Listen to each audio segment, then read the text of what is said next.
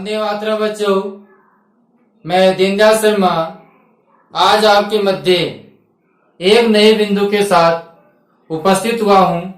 बच्चों, आज हम कक्षा 9वीं विषय संस्कृत पाठ्य पुस्तक सैमुसी के अंतर्गत पंचम पाठ सुक्ति मोतिकम, इस पाठ के आज हम पद्य क्रमांक 8 का अध्ययन करेंगे।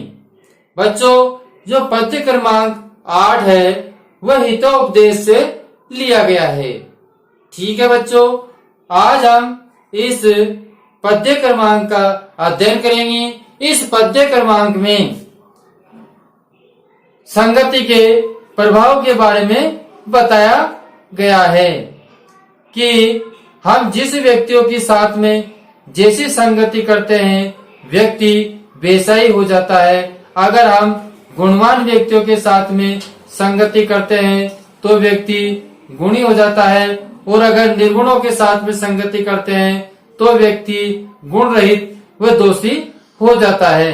जैसे कि समुद्र नदी का जो जल है वो अगर बहता हुआ रहता है तो वह पीने योग्य होता है, और वो समुद्र में मिल जाता है तो पीने योग्य नहीं रहता।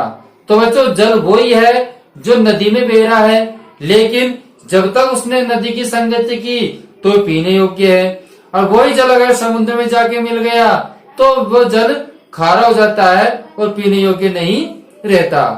तो इस प्रकार संगति का जो प्रभाव है वो प्रभाव बड़ा ही रूप से पड़ता है। अब हम एक एक शब्दार्थ को समझते हैं और उसके बाद में हम अर्थ की ओर चलेंगे। गुण होता है गुण, गुणेशु गुणियों में गुणा माने गुण होते हैं। मतलब कहने का तात्पर्य गुण गुणियों में रहकर, गुण गुणियों में रहकर गुण होते हैं। अगर गुण है तो हम गुणियों के साथ में रहेंगे, गुणवान व्यक्तियों के साथ में रहेंगे तो हमारे अंतर्गत भी गुण आएंगे। तय मानी वह, निर्गुणम मानी निर्गुण, दोषी जो गुण रहित है जिसमें गुण नहीं है, प्राप्य मानी प्राप्त करके, भवंती दोषा वह दोष को प्राप्त करते हैं। निर्गुणम प्राप्य मतलब निर्गुणों को प्राप्त करके वह दोषों को प्राप्त करते हैं। आस्वाद्यतयो, आस्वाद्यतयो, आस्वाद्य का अर्थ होता है पीने योग्य, स्वादिष्ट। प्रबंधी मानी बहता हुआ, नद्य मानी जल, नल वो नदी। तो बच्चों, कहने का तात्पर्य है कि जो नदी का जल बहता हुआ है वो स्वादिष्ट होता है और पीने योग्य होता है।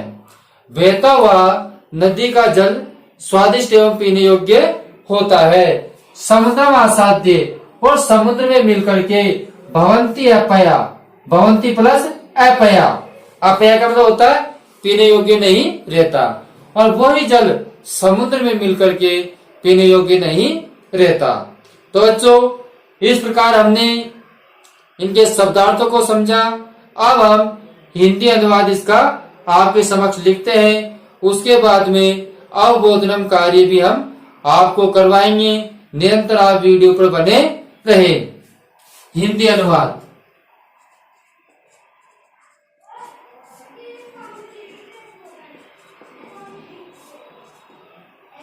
हिंदी अनुवाद में देखिए बच्चों, गुण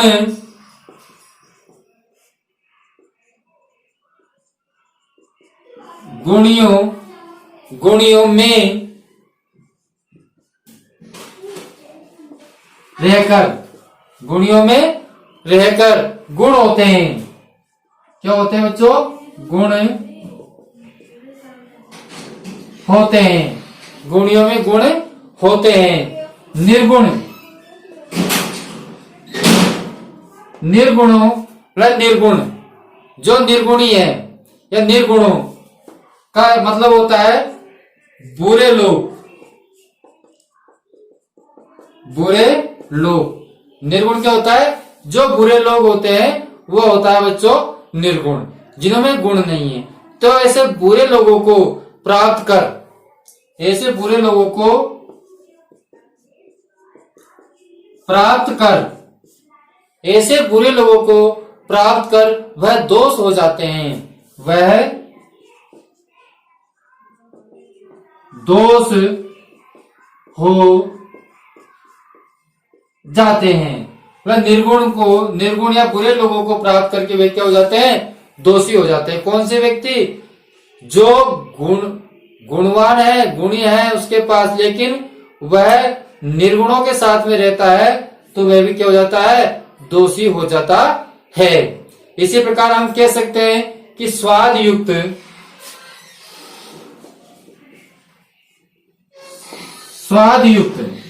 क्या बच्चों? स्वाद युक्त जल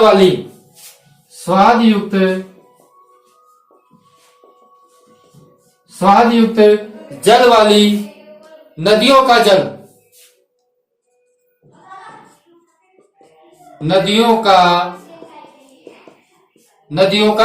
जल, स्वाद युक्त नदियों का क्या बच्चों? जल तभी तक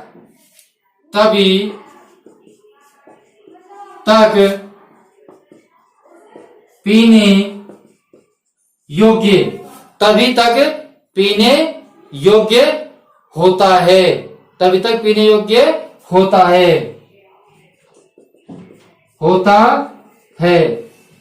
योग्य होता है बच्चों? जब तक वो नदियों के साथ में है, जब तक वह जल पीने योग्य होता है, और जब तक वह बहती रहती है। जब तक नदी क्या करती है? बहती रहती है। जब तक वह बहती रहती है, जब तक नदी बहती रहती है, जब तक वह पीने योग्य रहता है। लेकिन समुद्र को प्राप्त करके, लेकिन बच्चों समुद्र को प्राप्त करके, किसको प्राप्त करके? समुद्र को प्राप्त करके उनका जो जल है, उसका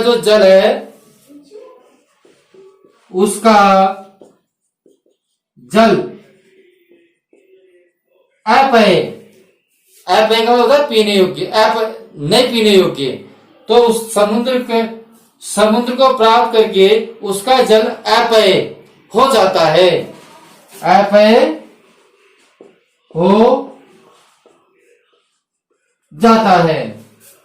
कैसे हो जाता है बच्चों? अपेय हो जाता है, पीने योग्य नहीं रहता।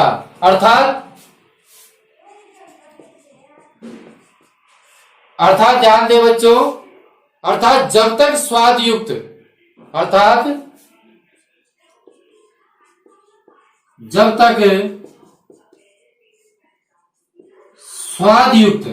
जब तक कैसा बच्चों? स्वाद युक्त जल वाली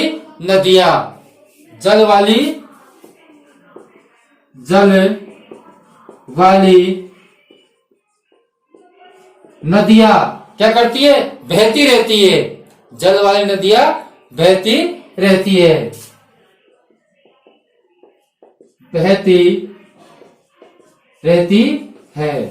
जब तक क्या होती है? स्वाद युक्त जल वाली नदियां बहती रहती है, जब तक वह पीने योग्य रहता है।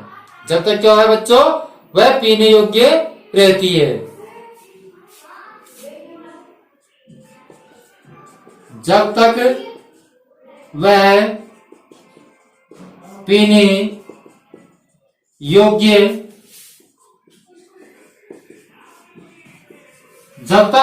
योग्य रहती है। कब तक पीने योग्य रहती है बच्चों? जब तक नदियों का जल बहता रहता है, जब तक वह पीने योग्य रहती है। और जब वो समुद्र में जाकर मिल जाएगी, जब क्या हो जाएगा? उसका जल कैसा हो जाता है? खारा हो जाता है। तो ठीक है बच्चों, अब हम कह सकते हैं किंतु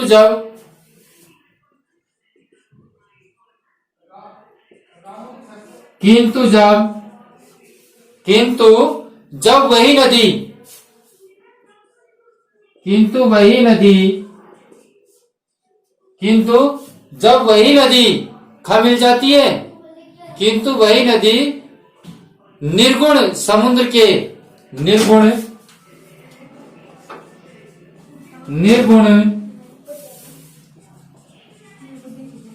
समुद्र के निर्गुण समुद्र के खारे जल में मिल जाती है। निर्गुण समुद्र के खारे जल में मिल जाती है। किसमें मिल जाती है बच्चों? निर्गुण समुद्र के खारे जल में मिल जाती है। तो वह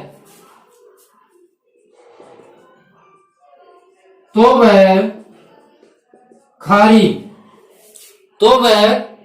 होने के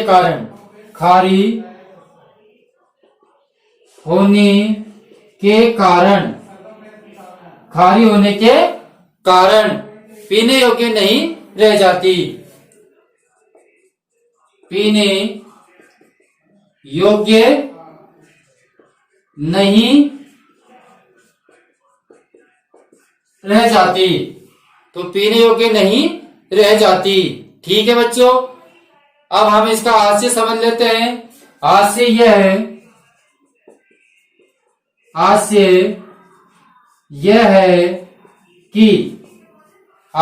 है कि संगति का बड़ा प्रभाव पड़ता है। संगति का बड़ा प्रभाव पड़ता है। संगति का बड़ा प्रभाव पड़ता है। ठीक है बच्चों, तो हम कह सकते हैं कि जैसी संगति करते हैं उसके गुण वैसे ही हो जाते हैं। एक बार आपको मैं पूरा अर्थ एक साथ सुना देता हूं, ध्यान से सुनिए। गुण गुणियों में रहकर गुण होते हैं निर्गुण मतलब बुरे लोगों को प्राप्त कर वह दोष हो जाते हैं। स्वाद युक्त जल वाली नदियों का जल तभी तक पीने योग्य होता है जब तक वह बहती रहती है। समुद्र को प्राप्त करके उसका जल अपेय हो जाता है, अर्थात जब तक स्वाद युक्त जल वाली नदियां बहती रहती है जब तक वह पीने योग्य रहती है, किंतु जब वह नदी निर्गुण समुद्र के खारे जल में मिल जाती है तो वह खारे होने के कारण पीने योग्य नहीं रह जाती। आज से यह है कि संगति का बड़ा प्रभाव पड़ता है। बच्चों, एक बार आप साफ पट पर लिखे हुए हिंदी अनुवाद का स्क्रीनशॉट ले सकते हैं। उसके बाद में हम आपको अवबोधनम कार्य करवाएंगे और इसमें से कुछ प्रश्नों का निर्माण भी आपके समक्ष करेंगे। बच्चों, जिन्होंने अभी तक वीडियो को लाइक नहीं किया है तो वीडियो को लाइक करें। जिन्होंने चैनल को सब्सक्राइब नहीं किया है तो चैनल को सब्सक्राइब जरूर करें। अब हम अवबोधनम कार्य की ओर चलते हैं। तो अब हम अवबोधनम कार्य को हल करते हैं। हमारा पहला प्रश्न है एक पदेन उत्तरते, एक पद में उत्तर देना है। गुणा कुत्र गुणा एव भवन्ति। गुणा मतलब गुणवान, कुत्र माने कहा, गुणा एव भवन्ति गुणी होते हैं। तो बच्चों वह इसका आंसर होगा गुणज्ञेषु। क्या होगा? गुणवान व्यक्ति के साथ में रह करके। ठीक है,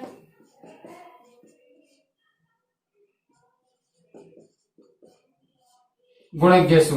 ठीक है बच्चों, इसी प्रकार अगला है कद गुणा कदा दोषा भवन्ति। गुणवान व्यक्ति में कदा माने कब, दोषा भवन्ति दोष होते हैं। कब दोष होते हैं? निर्गुणम प्राप्य। निर्गुणम प्राप्य मतलब कि निर्गुणेषु, निर्गुणेषु होने पर।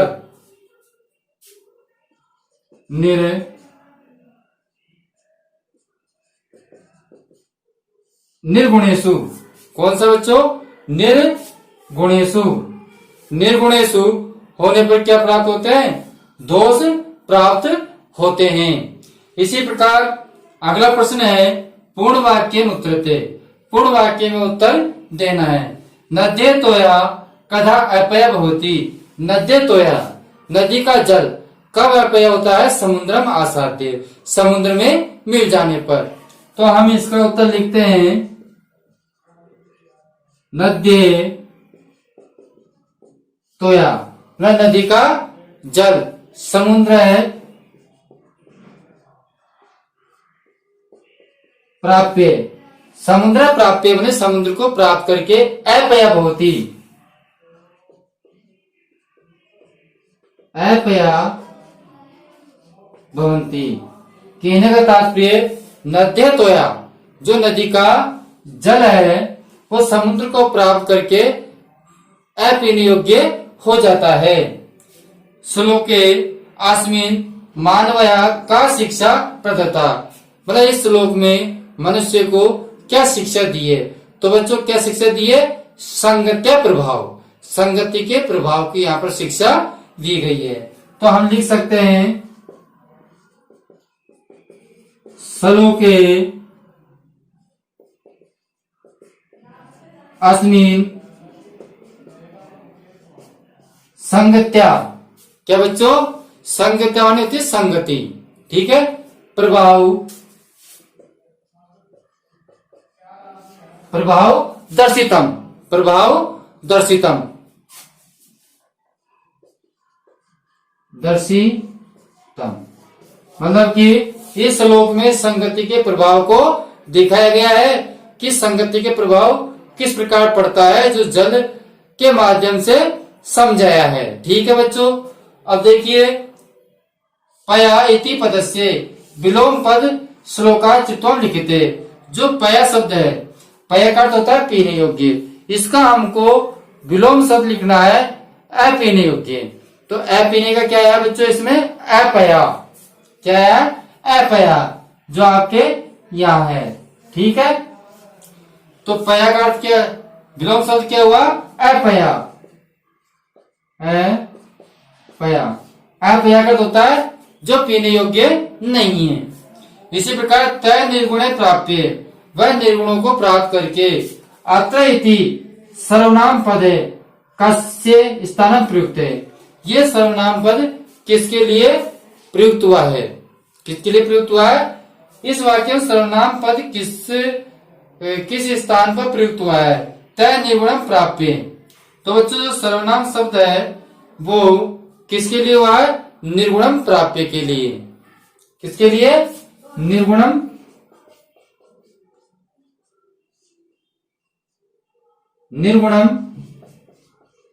प्राप्य के लिए जो सर्वनाम पद है वो प्रयुक्त हुआ है। ठीक है बच्चों। तो इस प्रकार हमारे अष्टम जो पद्य भाग है उसके अवबोधन कार्य हमारे पूर्ण हुए। अब बच्चों एक बार आप शाम पर से स्क्रीनशॉट लेके इन प्रश्नों को उतार सकते हैं। अभी तक जिन्होंने हमारे चैनल को लाइक शेयर सब्सक्राइब नहीं किया है तो चैनल को जरूर लाइक शेयर सब्सक्राइब करें। और बच्चों अब हम आपसे अगले वीडियो में अगले बिंदु के साथ फिर मिलेंगे। जब तक के लिए हम आपसे विदा लेते हैं। धन्यवाद।